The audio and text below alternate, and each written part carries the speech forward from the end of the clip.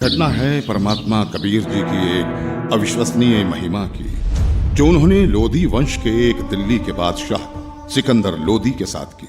सिकंदर लोधी दिल्ली के तख्त पर काबिज एक ऐसा बादशाह जो जबरन लोगों का धर्म परिवर्तन कराता था। ये सत्य घटना उस समय की है जब दिल्ली के बादशाह सिकंदर लोधी को जलन का रोग हो जाता है।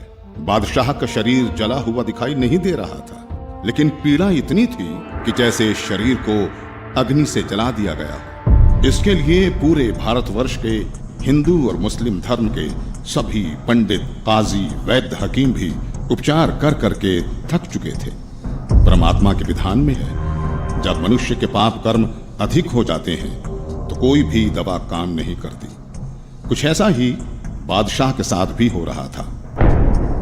शानदार। अल्लाह के फजल से ये दवा जरूर हमारे जलन के रोग को ठीक कर देगी, इंशाअल्लाह। राजा सिकंदर लोधी ने सभी प्रकार की औषधि सेवन की, बड़े बड़े वैद्य बुला लिए गए, लेकिन बादशाह पर कोई भी औषधि काम नहीं कर रही थी। यहां तक कि सिकंदर लोधी ने उन्हें ठीक करने के बदले मुंह भोला इनाम भी रख दिया था, लेकिन सर्व उपाय निष्फल ही रहे। बादशाह सलामत, अब आपकी तबीयत कैसी है? पीर जी, हमें जरा भी आराम नहीं हुआ। बाहर से नहीं दिखता, लेकिन पीड़ा इतनी अधिक होती है कि जैसे किसी ने हमारे शरीर को जला दिया हो। बादशाह सलामत, हम सभी ने आपको वो हर दवा दी है जो ऐसे रोग में दी जा सकती है। बादशाह सलामत, लगता है ये कोई लाइलाज बीमारी है जिसका ठीक होना नामुमकिन है। गुस्ताखी माफ बादशाह, अगर आपकी इजाजत हो तो हम आपसे कुछ कहना चाहते हैं, क्योंकि हम सबको ये पता है कि आपको ये लाइलाज रोग अल्लाह की मर्जी से हुआ है, तो इसका इलाज भी हम वैद्य नहीं बल्कि कोई पहुंचा हुआ संत फकीर ही कर सकता है। और हम ऐसे ही एक सिद्ध महापुरुष को जानते हैं। कौन है वो? काशी में कबीर नाम के एक महापुरुष हैं। हमने सुना है कि उन्होंने बहुत सारे लोगों के कष्ट दूर किए हैं। उनमें मुर्दे तक को जीवित करने की शक्ति है। बादशाह सलामत, अगर वो रहम कर दें तो ये रोग एक लम्हे में खत्म हो सकता है। मौलवी साहब, आप कैसी बातें कर रहे हैं? इतने बड़े बड़े हकीम और वैद्य जो रोग ठीक नहीं कर सके, वो भला एक कबीर कैसे ठीक कर सकता है? हमें तो लगता है कि अब हमें इस रोग के साथ ही आखिरी दम तक जीना पड़ेगा। अब तो जीने की चाह भी खत्म होती जा रही है। गुस्ताखी माफ करें जहांपना, लेकिन कबीर जी कोई साधारण पीर नहीं है। वो चाहें तो कुछ भी कर सकते हैं। ठीक है, हमारे काशी चलने का बंदोबस्त किया जाए।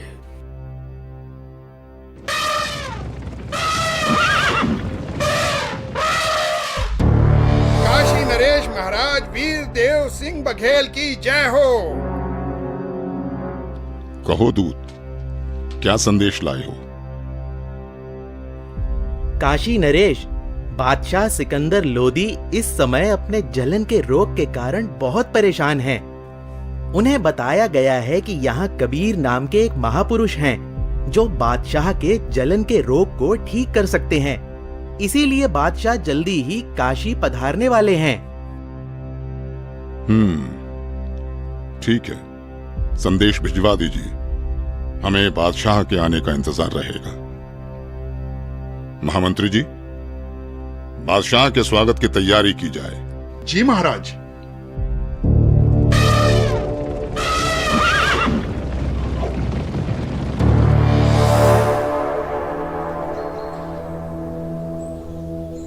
बादशाह सलामत, कृपया भोजन ग्रहण करें।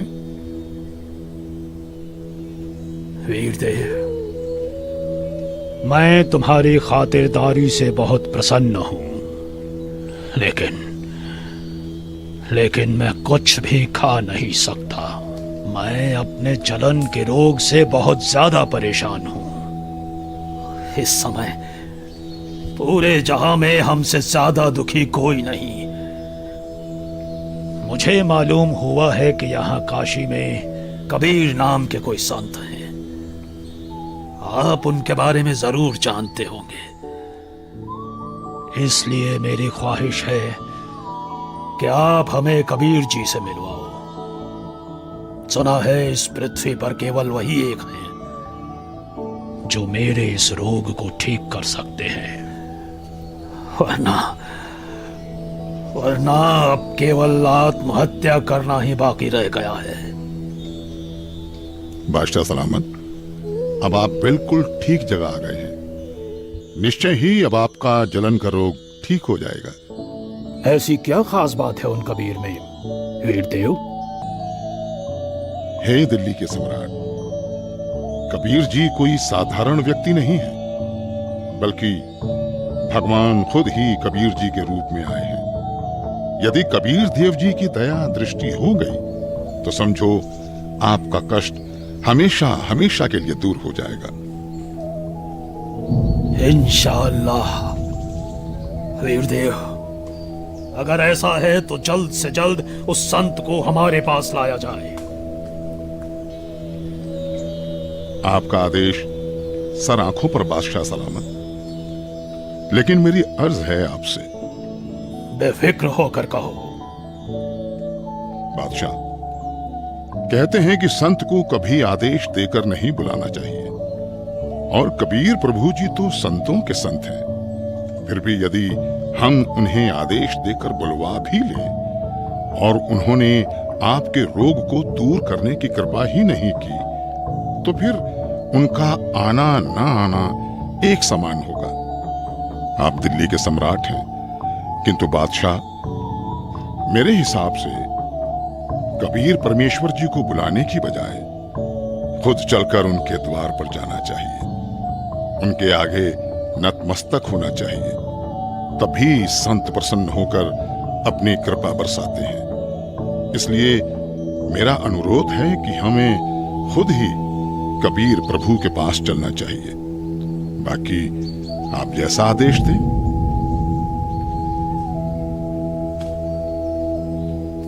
ठीक है, मुझे अभी कबीर जी के घर ले चलो। मैं अभी के अभी कबीर जी से मिलना चाहूंगा। बादशाह सलामत, कबीर प्रभु जी रोज शाम को अपने गुरु रामानंद जी के पास जाते हैं, जहां वो सभी भक्तों के साथ मिलकर आरती किया करते हैं। अभी हमें श्री रामानंद जी के आश्रम ही चलना होगा।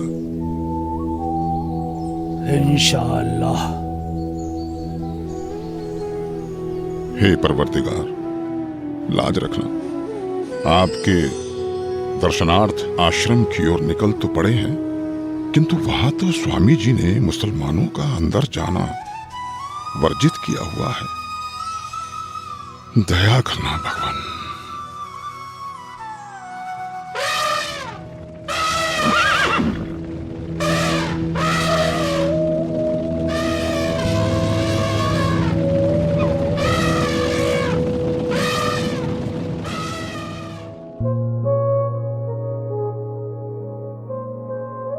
हे भक्त, क्या कबीर जी आ चुके हैं? अभी नहीं आए हैं राजन, आने ही वाले हैं। इस समय वो अवश्य आते हैं। कोई बात नहीं वीरदेव, चलो अंदर आश्रम में बैठकर कुछ देर इंतजार कर लेते हैं। जी बादशाह सलामत। भगत जी, एक बार आप स्वामी रामानंद जी से आज्ञा लेकर आइए कि दिल्ली के बादशाह सिकंदर लोदी आए हैं, आपके दर्शन करना चाहते हैं और कबीर जी से मिलना चाहते हैं। कबीर जी आए तब तक यहां आश्रम में कुछ देर आपके पास बैठना चाहते हैं।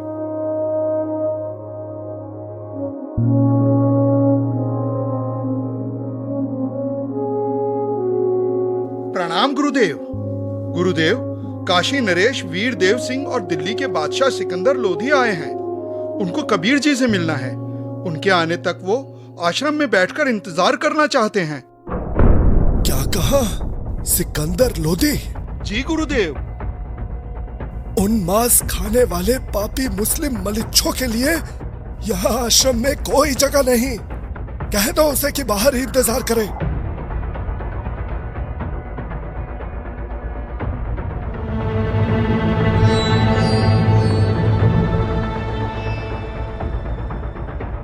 हे राजन, स्वामी जी ने बादशाह को अंदर आने से मना कर दिया है। मुसलमानों का आश्रम में प्रवेश निषेध है।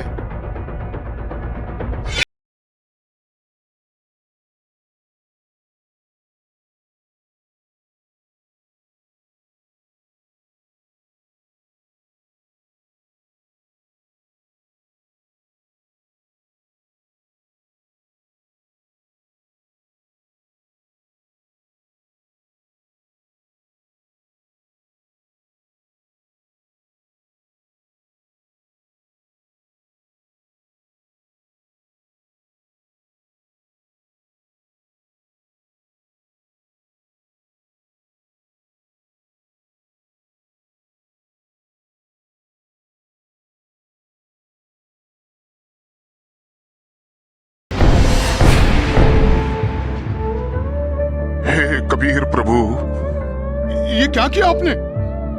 अनर्थ हो गया बादशाह सलामत, अनर्थ हो गया।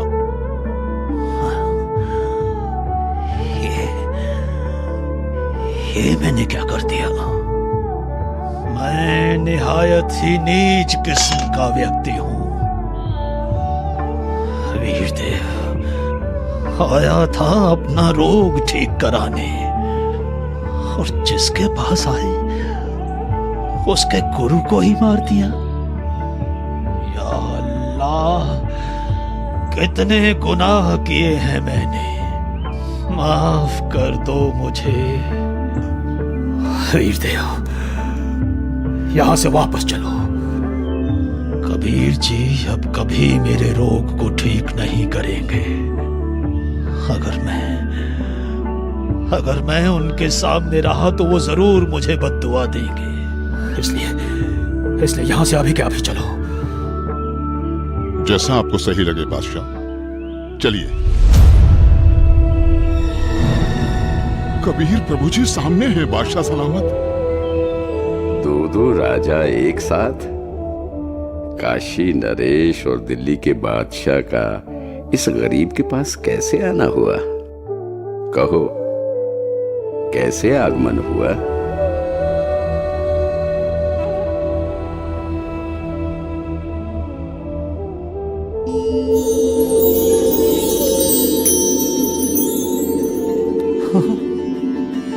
मेरी जलन, मेरी जलन तो ठीक हो गई।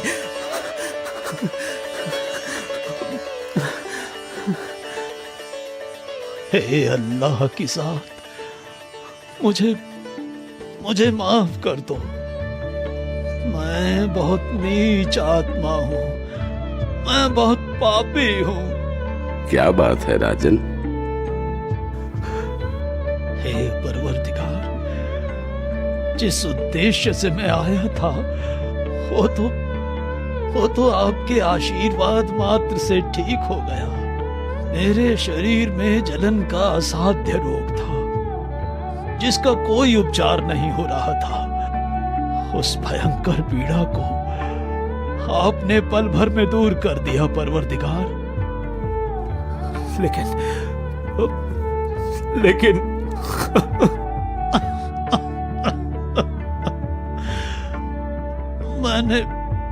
मैंने एक जुल्म कर दिया। मुझे माफ कर दो परवरदिगार, मुझे माफ कर दो। आप इतने दुख से भरे हुए और डरे हुए क्यों हैं? भगवान, हमें माफ कर दो, माफ कर दो मुझे। ठीक है, मैंने माफ किया। नहीं परवरदिगार, आप मुझे माफ नहीं करेंगे। राजन, आप व्यर्थ में व्याकुल ना हो। मैंने आपको माफ कर दिया। बताओ क्या हुआ? मुझसे एक निहायत ही बड़ा अपराध हो गया है। अगर आप उस अपराध को सुनेंगे तो आप मुझसे खफा होकर मुझे बद्दुआ देंगे और मैं फिर से वैसा ही हो जाऊंगा जैसा यहां आया था। इसलिए मैं खौफजदा हूं। आखिर ऐसा क्या हुआ है बादशाह? रामानंद जी ने काफी तीखे अल्फाज बोले और मेरे पर पहले से ही बादशाह होने का नशा हावी था। मुझे गुस्सा आ गया और मुझसे उनकी हत्या करने का अपराध हो गया। मालिक,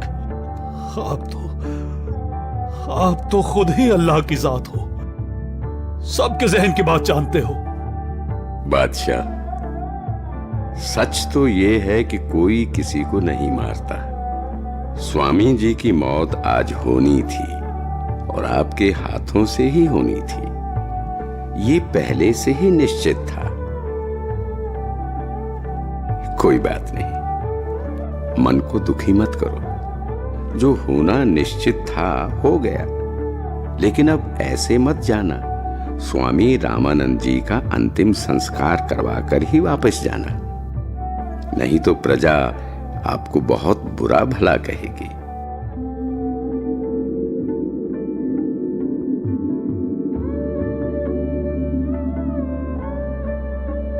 वीरदेव, आज मुझे अल्लाह मिल गए, ऐसे महापुरुष जिनके आशीर्वाद देते ही मैं स्वस्थ हो गया। और मैंने इतना जुल्म किया, फिर भी उन्होंने मुझ पर गुस्सा तक नहीं किया। राजा ने ये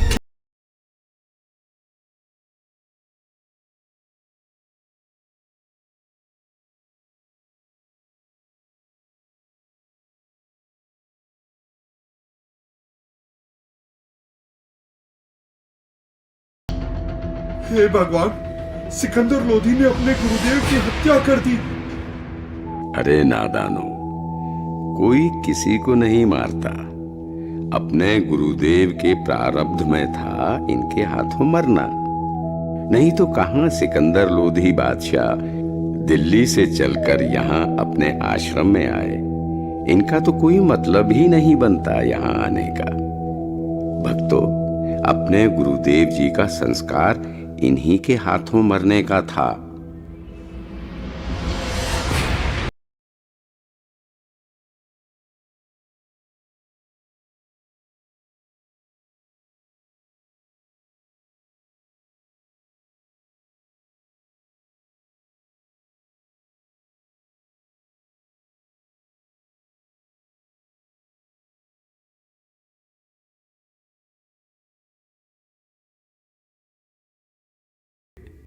यहां आपके बच्चे खड़े हैं।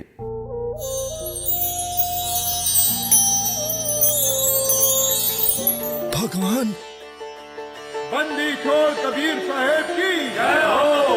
बंदी छोड़ कबीर साहेब की जय हो। हे कबीर देव जी, ये मेरे शरीर के आधे हिस्से से खून और आधे हिस्से से दूध कैसे निकला? क्या राज है इसके पीछे? गुरुदेव, आप तो परम ज्ञानी हो, आपको तो सब पता है। आप तो बस मुझे महिमा देना चाहते हैं, इसलिए आप मुझसे ये प्रश्न कर रहे हैं। गुरुदेव, आपने अपने इस दास कबीर को गुरु मंत्र देकर हिंदुओं से तो छुआछूत की बुराई को दूर कर दिया, लेकिन मुसलमानों से आप अभी भी नफरत करते हैं।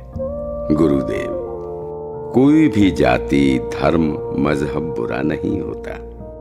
लोग बुरे हो सकते हैं, हम उन्हें सही रास्ते पर ले जाने ही आए हैं। हम उनकी बुराई को दूर करेंगे, ना कि उन्हें खुद से दूर करेंगे। आप अभी तक मुसलमानों से नफरत करते हो, आप मुक्ति प्राप्त नहीं कर सकोगे। मैंने तो अपना सारा जीवन ही मुक्ति पाने के मार्ग में लगा रखा है। अब मैं क्या करूं? हे भगवान, मुझ पर दया करो। राजन, मैं तो बहुत ही निकृष्ट इंसान हूं। पहले भी मैं ब्राह्मणों के अलावा किसी को अपने पास नहीं आने देता था, और अभी भी मेरे अंदर ये दोष था कि मैं मुसलमानों से नफरत करता था। लेकिन आज परमात्मा कबीर जी की कृपा से मेरे मन से ये मैल चला गया। दुनिया के लिए मेरे शिष्य बनकर लीला कर रहे हैं, किंतु सच तो यही है कि ये सर्व सृष्टि रचनहार है, और मैं भी इन्हीं की शरण में हूं। राजन, मैंने तुम्हें बहुत बुरा भला कहा, मुझे क्षमा करना। मुझे माफ करें गुरुदेव, मैं एक नीच इंसान हूं। मैंने भी बिना सोचे समझे आप जैसे महापुरुष की हत्या कर दी।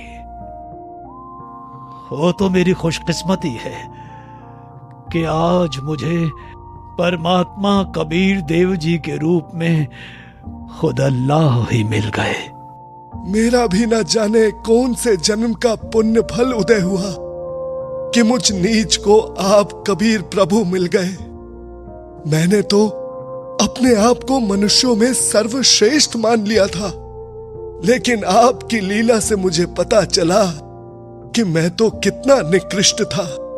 आपने ये लीला मुझे सतमार्ग पर लाने के लिए ही की है। मैं तो धन्य हो गया। बंदी छोड़ कबीर साहेब की जय हो। बंदी छोड़ कबीर साहेब की जय हो। बंदी छोड़ कबीर साहेब की जय हो। इस तरह परमात्मा कबीर देव जी ने न केवल सिकंदर लोदी बल्कि गुरु रामानंद जी को सतमार्ग दिखाया और उन्हें मुक्ति की तरफ ले गए। ये अनमोल ज्ञान जगत गुरु तत्वदर्शी संत रामपाल जी महाराज के सत्संगों का अंश मात्र है। संपूर्ण आध्यात्मिक ज्ञान के लिए सुनिए संत रामपाल जी महाराज के मंगल प्रवचन।